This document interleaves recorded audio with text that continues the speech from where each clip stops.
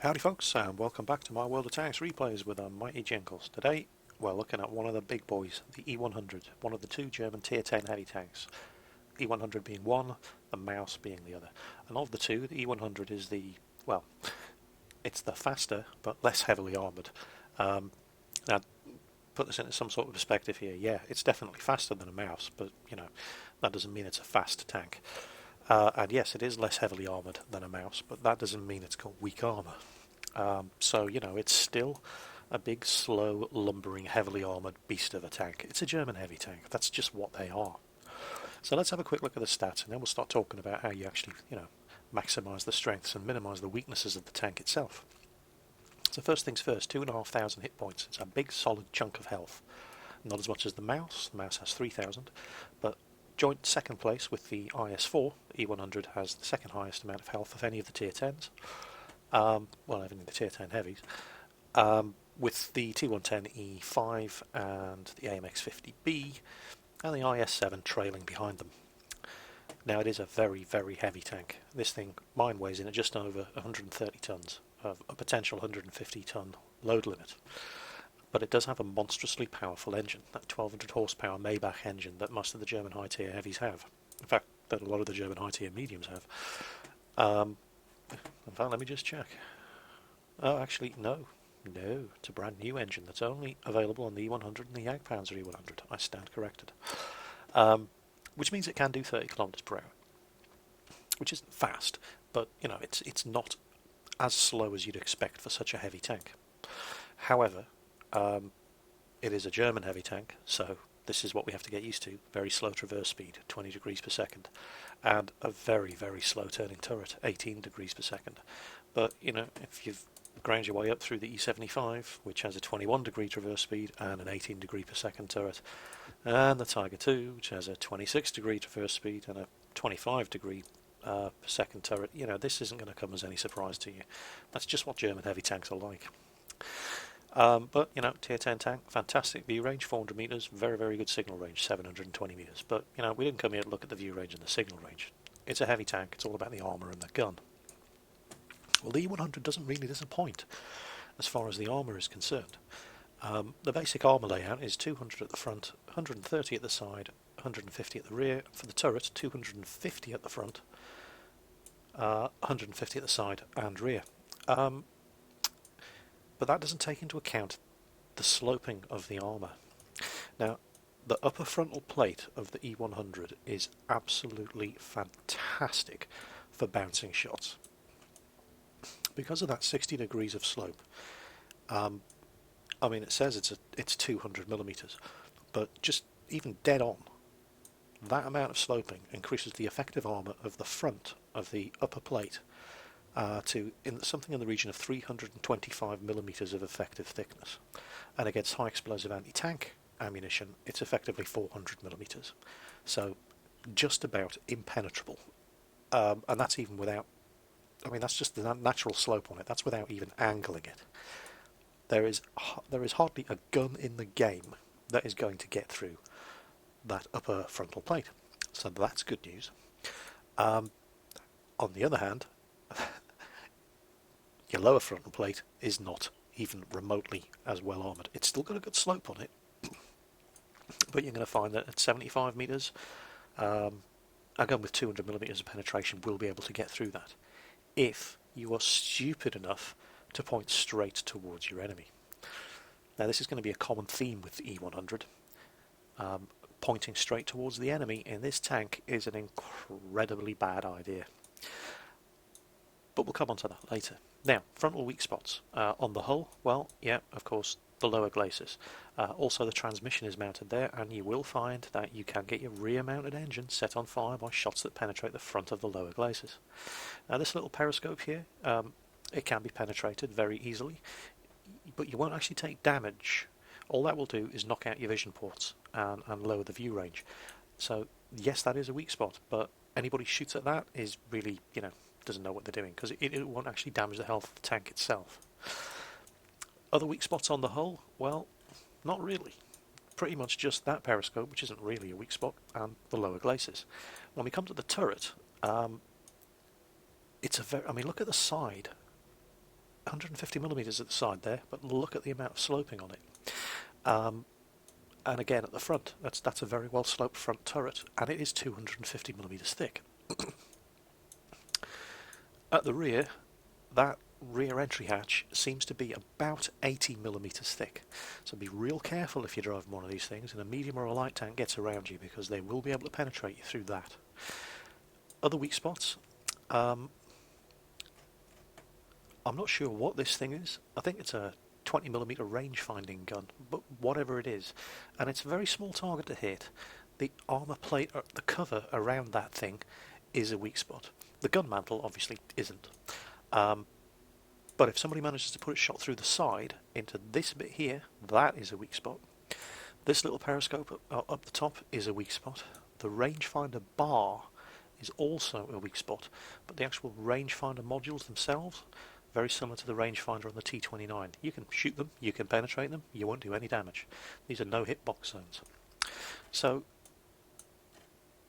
just looking at the thickness and the sloping of the armour, it does seem like an incredibly well armoured tank, and you know it really is an incredibly well armoured tank. Oh, I forgot to mention turret ring here. It's again small target to hit. I believe 200mm penetration guns can damage that, and will do damage to the tank if they can get through. So yeah, back onto the armour. Yeah, it is a well armoured tank, but it's not without its problems. However, you can do a lot to mitigate against getting this thing penetrated, because 200, 240mm penetration guns with a bit of angling, this tank is rock solid. But the 260mm penetration guns are what causes this tank problems. And if you're dumb enough to drive straight at an Object 704, any of the other Tier 10 heavies, Tier 10 mediums, anything with 260 plus penetration, and present that lower plate to them at a flat angle, or even present the front of that turret to them at a flat angle, you're going to have problems. So driving this tank successfully, and I have to admit, it took me a long time to figure out how this thing should be played. In fact, if you look at my service record on the E-100, where is it? There we go. At the moment I have... wrong tank. At the moment I have a 53% win rate, but I've only played 36 games. Now in those 36 games I've only survived 10 of them, and I've only got 23 kills in those games, and I've never killed more than 3 in one match. Average experience 674, which isn't that good considering I have a premium account and it's a tier 10 tank, and that's because my first 20-25 games I just died. I just died over and over and over. I had no clue how to drive this thing. I would just drive straight at the enemies, relying on that health to soak up the hits, and relying on the armour, the armour scheme just as it was presented, to bounce shots, and it just doesn't. You have to take advantage of angling in this thing, and the ideal angle of approach in the E-100 driving against any enemy tank is 35 to 40 degrees. If you're driving in the open in this thing, you never want to be driving straight towards whatever it is that you're attacking. You always want to be driving slightly to one side and then turn and drive slightly to the other. Never, ever, ever, ever, ever present a flat angle in this tank towards whatever is potentially going to be shooting back at you. Now that also counts for when you're up close and personal and you're aiming at him, because that gun has a very, very long reload, and while this turret does have 250mm of armour and is quite well sloped, some of these higher penetration guns can still get through it, and to my very, very great surprise, when I've been looking at my E-100, holes have appeared in the front of the turret face, and it's very, very easy to avoid being hit here. All you have to do is shake your head. Between shots, if you absolutely have to stay in the same spot, and you've got your hull angled nicely, maybe the lower plate's covered up, and you're in a good spot and they're just bouncing shots off your upper frontal plate, the worst thing you can do is keep that gun pointing towards the enemy tank, because they will put shots through the rangefinder, the periscope, and some of the guns can even put shots through your turret face. It's a very, very simple solution. Angle it. And if you have to, keep turning it just to make it more difficult to hit this thing up on top here as well. But at least angle it. Minimum of 30-degree angle. And that makes the front of your turret just about impenetrable to any gun in the game. Only ever point your gun straight towards an enemy tank when you're ready to shoot him. Now, it is a very, very tall tank. I mean, it's huge. Let's have a look at the Tiger. Compare the size. And what you're going to find is that when you're getting circled by a medium or a light tank, because they know that your weakest armour, well, among your weakest armour is the side of the turret, a lot of them will try to shoot you through here. And at close range, because you're such a tall tank, they have to aim up and look at the slope on the side of that turret. And a lot of medium tanks and light tanks will make that mistake. And this side of the turret, even though it's only 150mm thick, just becomes bounce city, especially if you're turning and angling and and trying to bring your gun to bear on them.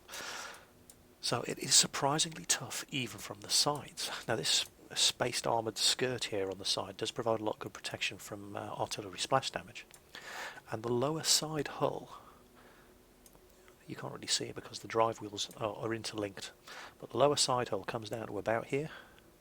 So from there up until the bottom of this skirt, that's where you're very weak from the sides in this tank. 130mm of penetration can get through that if they miss the drive wheels. And obviously from the rear, yeah, that driver's cap, the hatch on the back is only 80mm thick. That's your single biggest weak spot, with the exception of the lower glacis. And I've killed so many E-100s looking at me like that, just by putting shot after shot through this, when all they'd have to do to defeat my gun is turn like that. Now, speaking of the gun, yeah, and well, we'll look at the tech tree. So you get the E-100, and stock it gets the 128mm KWK 44L55, which isn't a bad gun, but it's used by the mouse, the 4502P AFB, the E-100 and the E75. It's the best gun on the E75. It's the only gun on the mouse. It's not a terrible gun, but 246 penetration, 490 damage, 0.38 accuracy, not too good. Slow aiming time, yeah. It's not a bad gun, but while you're grinding up the 64,800 XP you need for the 150mm gun, you're effectively just a mouse, just without as much health and with weaker armour. And unfortunately this gun doesn't come without its own problems. Now, it's effectively like driving a tier 10 heavy tank around with a BL-10 gun mounted on the front, like the ISU-152 and the Object 704's gun. It does a monstrous amount of damage. It's 150mm, 750 average damage. That's a monstrous amount of damage. But the penetration is low, 235mm. The rate of fire is very slow. It's like a 15-second reload, even with a gun rammer. It is not accurate at all, 0.4 accuracy, and it has a pretty slow aiming time, 2.9 seconds. Your choices of ammunition with this gun are armour piercing, high explosive, and high explosive anti-tank. Now, this is significant. The standard gold ammunition is, if you look at any other tank, let's look at the E75, the gold ammunition for the E75 and almost every other tank in the game is APCR, Armour Piercing Composite Rigid. And Armour Piercing Composite Rigid ammo gets bonus normalization against sloped armour. Like that. Or sloped armour like that. Which basically means that APCR gold ammo goes through sloped armour like butter. Well, the E-100 doesn't get APCR for its gold ammo, and this is really only of much use to people who are intending to use this tank for clan wars, because hardly anybody uses gold ammo in random games. Now, high explosive anti-tank does have one advantage over APCR in that it doesn't lose penetration over distance. But its basic penetration is not as good as APCR ammo. and so that is a bit of a problem if you're using this gun, in Clan Wars, of which I must admit, I had no experience of. I have played a couple of Clan Wars games. I didn't have a tier 10 tank at the time. We sucked. And I certainly didn't have this, so I have no experience of using heat ammo on this tank. But heat ammo, generally speaking, is not as good as APCR. And coupled with the fact that the normal AP ammo on this gun only has 235mm of penetration in the first place, well, you're going to have problems with bouncing shots when you fire this gun. Now, the high explosive ammo is crap penetration as well. Look at the gun stats, 85mm of penetration, but it will do up to 950 damage. Now, for this reason, a lot of E-100 drivers always carry a stock of high explosive shells for when you're just not able to penetrate whichever tank it is you're shooting at. You can still do a few hundred damage by hitting them with HE, because that gun just isn't really accurate enough, certainly at long range, where the penetration is going to fall off with distance and it doesn't have very good penetration in the first place. You should be using high explosive, certainly at the first, in the beginning stages of a battle, unless you're on a city map when you can get nice and close anyway. HE is probably the shell of choice. At close range, if you can aim for weak spots where that accuracy doesn't really matter, armor piercing is the way to go.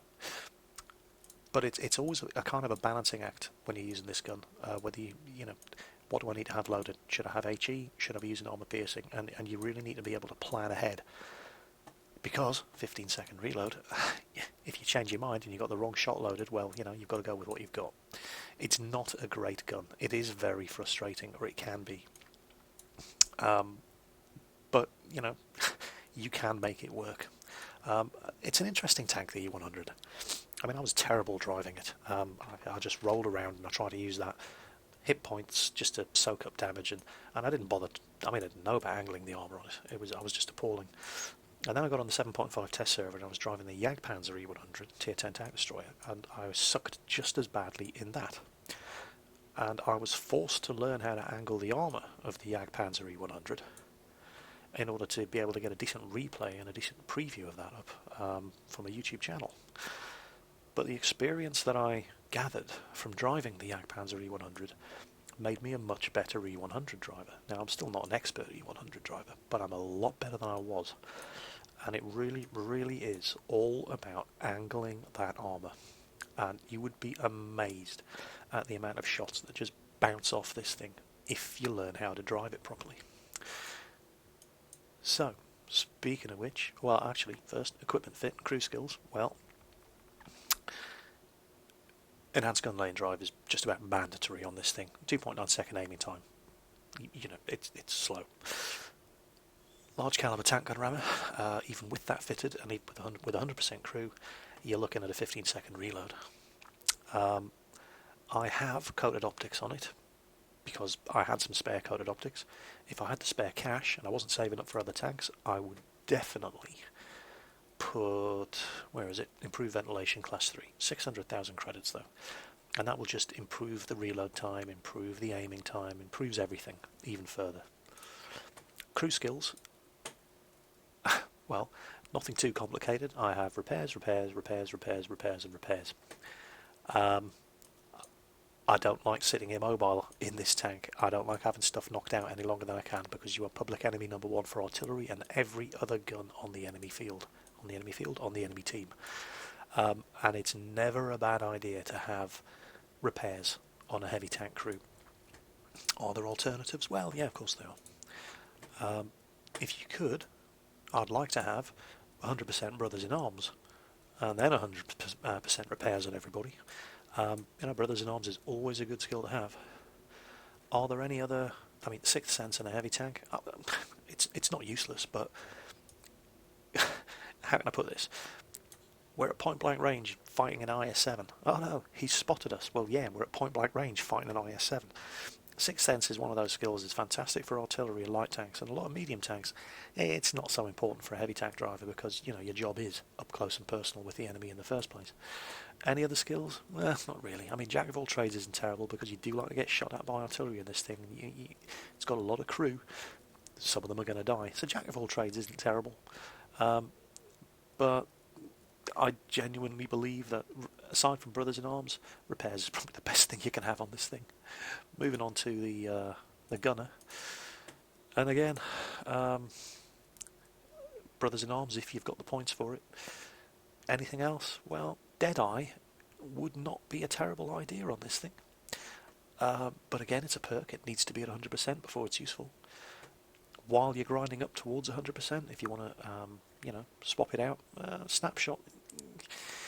You know what? Snapshot isn't a terrible idea on this tank because while you're reloading, you're waiting to take your next shot. You're angling your turret. You're waggling it backwards and forwards to minimise the chance of them getting a successful hit on your turret ring or, you know, with the periscope or the rangefinder.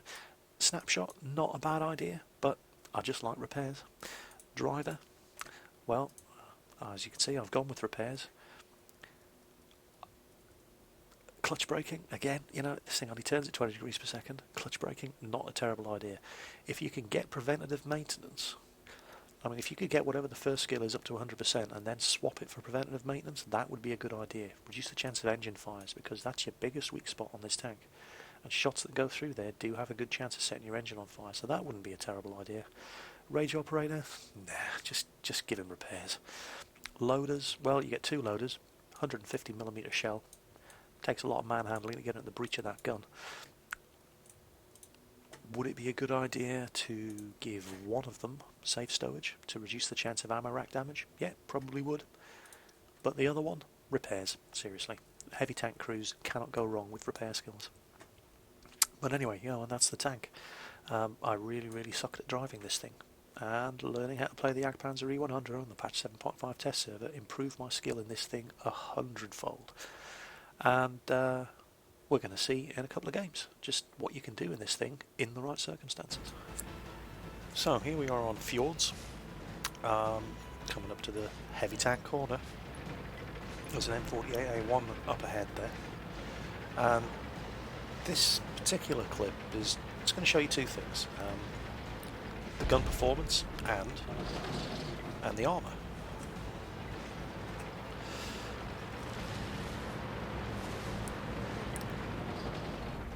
There's the weak spot on the M48, which we completely missed. Didn't even hit the tank, let alone the weak spot. So even at this sort of range, aiming for weak spots with this gun is very hit and miss. 0.4 accuracy. Ugh. And there's that 15-second reload. So where did that pattern go? More importantly, who's he got with him? Well, here they come. But, you know, we've got plenty of backup here. That Jagdpanzer seems a bit keen. There's the M48. I don't want to go around that corner because you go around that corner and our artillery can't help. And then we completely... I mean, we didn't even hit the... Never mind hitting the weak spot, we missed the tank completely. That shot went at the ground in front of him.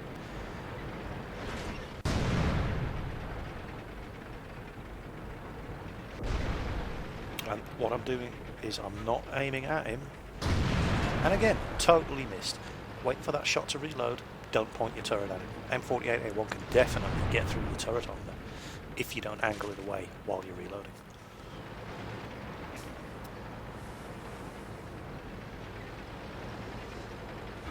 Whoa, that Pershing seems a bit keen. Alright, they're all going forward. Yeah, I really need to get up here and support these fellas. Now we can see what's coming around the corner now. There's an M103, there's a hell of a lot more than just that.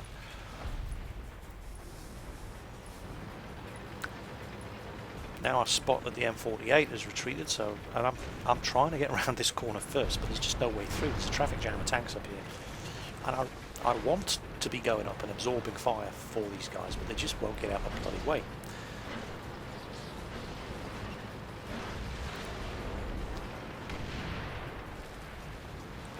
Come on, guys. E-100 here. Coming through. IS-3 takes the hit, backs away, but I am going to take a hit here.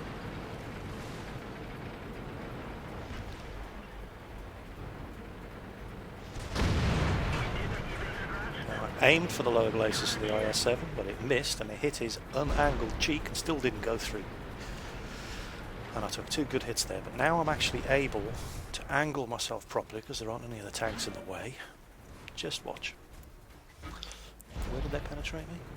Hard to tell. Okay, here we go. Decent hit, I mean below average damage roll, but a decent hit on that IS-7.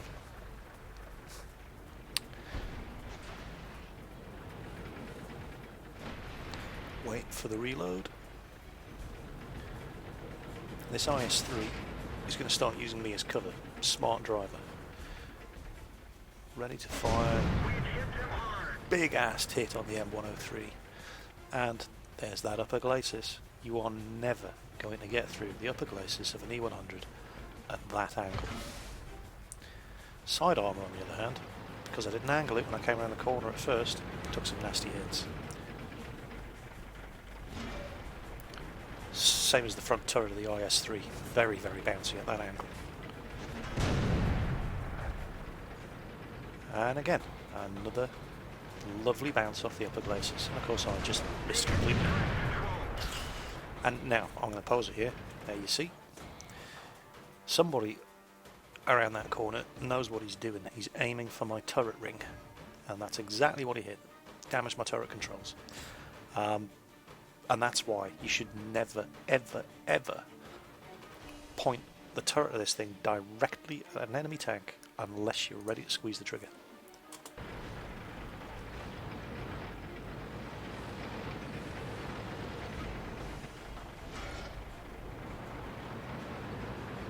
Another bounce. Below average roll. Another bounce. Below average damage roll on the Jagdpanzer. This gun's capable of doing 750 on average. I did 560 odd. Wouldn't have killed him though. And we're reloaded. Another bounce on the IS-7. But the Jagdpanzer very rarely bounces on IS-7s.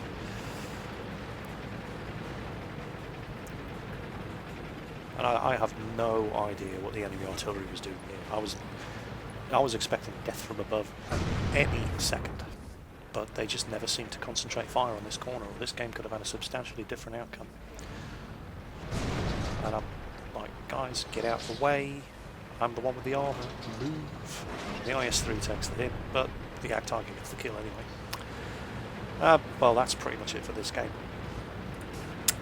From this point on, it was just mopping up, and I never really got to shoot at anything else other than a bounce off the side of the turret of a Panther II. And that's probably the E-100's biggest problem. It's that gun. The penetration on the gun is just, well, it's crap. It really is. 232mm penetration on a tier 10 gun. And it really isn't accurate enough to aim for weak spots. And it's kind of like the KV-1S at tier 10. You really have to get close and make sure you hit the weak spots with that gun, because that's the only way you're going to penetrate another tier 10 tank. You know, unless they're stupid enough to give you the sides or the rear at a flat angle.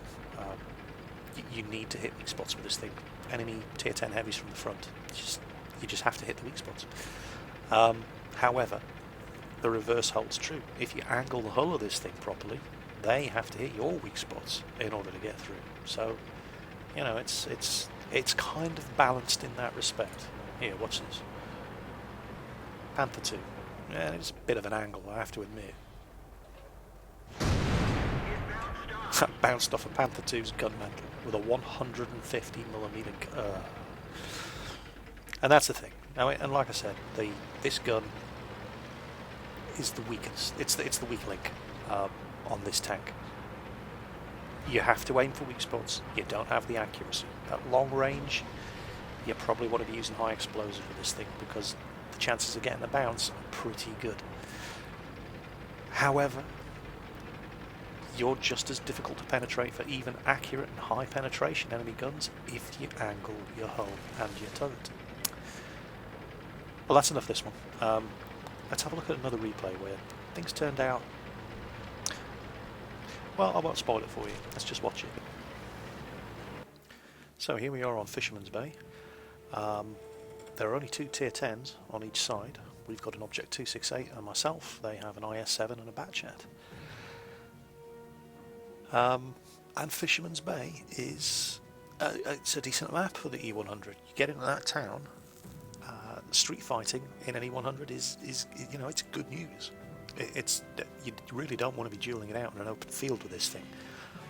E-100s hate Malinovka. E-100s hate Prokhorovka. You really need to have enough cover to be able to get up close and personal in this tank, and angle your armour and take the hit and then dish it out with that monstrous 150mm gun. And so any, you know, Himmelsdorf, the town in Fishing Bay, places like that, absolutely ideal. However, the start of this game did not fill me with a warm fuzzy feeling. Watch the map. So I'm heading for the town because I'm not stupid. And there's a KV-4 heading for the town, but he doesn't have the top gun. Guys, you'd have thought the T-95 would have been coming into the town, but he isn't. Team, hello. And I'm having a bit of a crisis of conscience at the moment.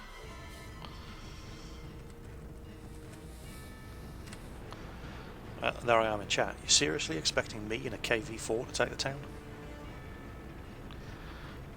And look at this pearl of wisdom that they offer me. Just hold it. Oh right, okay, yeah. Me in a KV-4 will just hold the town. Yeah. Alone.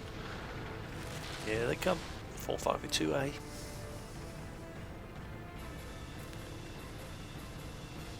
So, I'm not feeling very confident about this at all.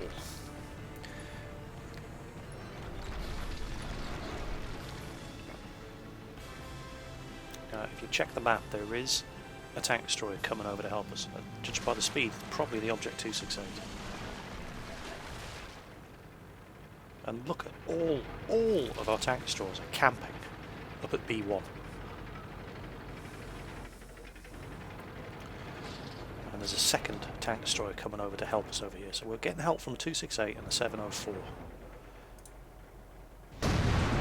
We didn't even scratch him. Aimed, hit, missed. Well, bounced.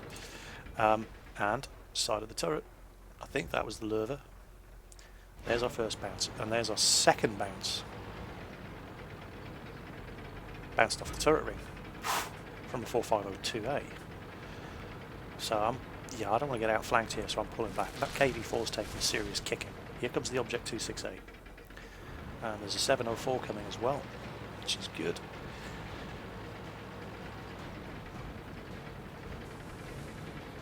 Now I'm going to be vulnerable here coming around this corner. Oh, IS-7, he's trying to straighten. Now he straightens his hull out. Big mistake.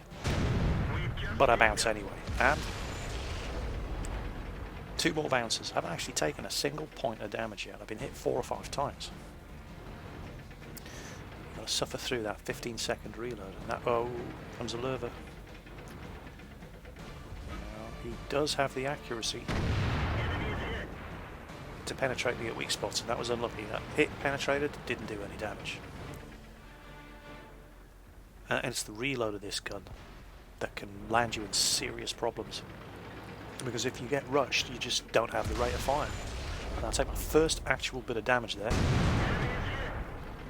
But I hurt him more than he hurt me. Here comes a Pershing. And he gets a shot into me. It's not that big. Where does it go through? Yep, there. Turret ring. Pershing knows what he's doing. Hit me right in the turret ring. But, you know what? I can hurt you more than you can hurt me. And there's 53% of his health in one hit, and his second shot bounces because a Pershing is never going to get through the front of an E-100. And I've angled. Look, he's trying to shoot my lower plate. He knows what he's doing, but not at that angle, pal. Not going to happen. We reload, And what's this on? No, let me go first. Let me go first. He's not going to let me go first. Oh well. And a third, well, not a third, another hit. All it does is blow my track off. Now, my track's back up, but the angle that I ended up tracked at was perfect. And I'm going to go, well, I've got an M103 and a Persian. Okay, so angle, again, another bounce off my lower plate. Kill the Persian. Did actually take some damage though from the M103. Now, he does have the same, no he doesn't. His gun has, he's got the second gun. See where I'm aiming here. Okay, I've had my tracks blown off again. He's covered his lower plate, no problem. Right through the cheeks of his armour. Look at that. That was a big ass damage roll. And now I'm getting hit by artillery. But that's alright. So are they. Okay, what we got left? Just a Tiger 2 and... oh, and an IS-7. Guess what? That bounced as well.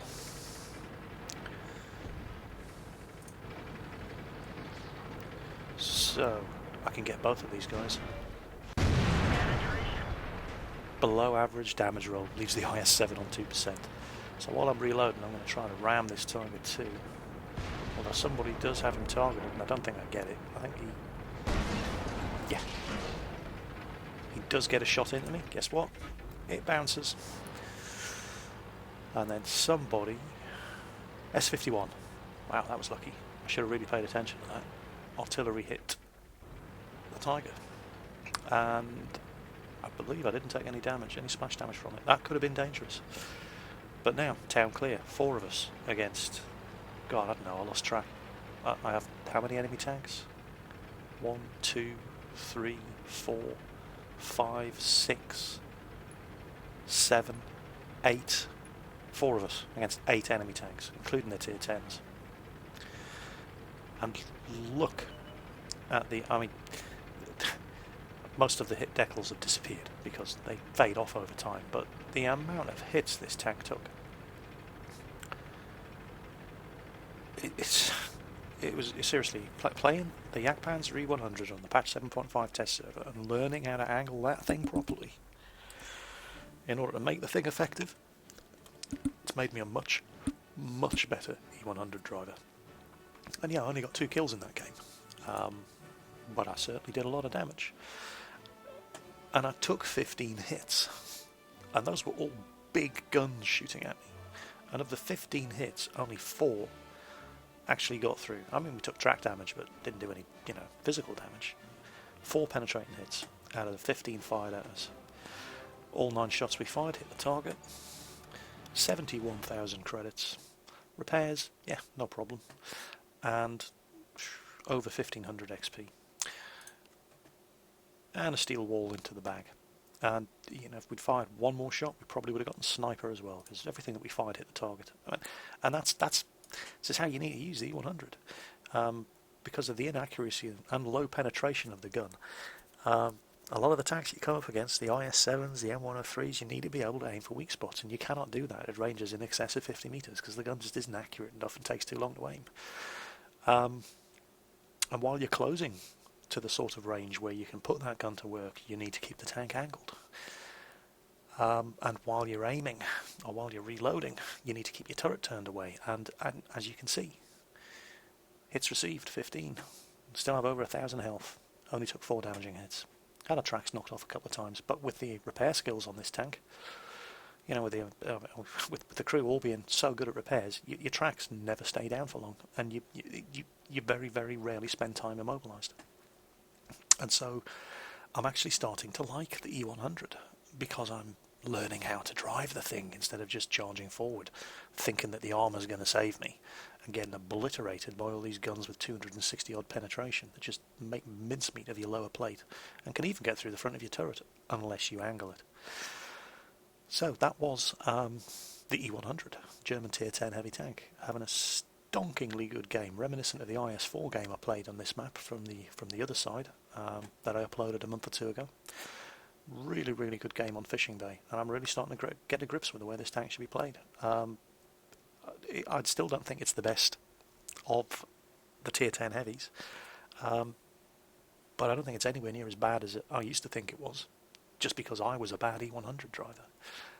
Played well, this thing can do seriously well indeed. You just have to learn how to angle your arbor and get yourself into positions where you can put that gun to good work. So, I hope you enjoyed it. That was the E100. I have been the Mighty Jingles. Take care on the battlefield, and I'll catch you next time.